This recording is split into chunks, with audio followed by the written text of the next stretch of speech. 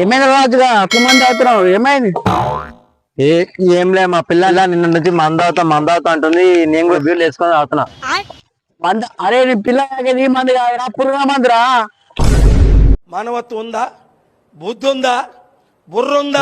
మందా ఓర్ని అమ్మ, నేను నిన్నటి నుంచి మంద అంటే పానం అనుకోని నేనే పైసలు వచ్చాయి 500.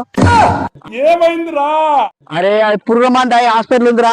వాళ్ళ ఆయన కత్తి పట్టుక మీ ఇంటి మీద విడిచి తిరుగుతుండ్రా నేను చంపుదామని. ఓర్ని అమ్మ, కచ్చాడుకొని తిరుగుతున్నా.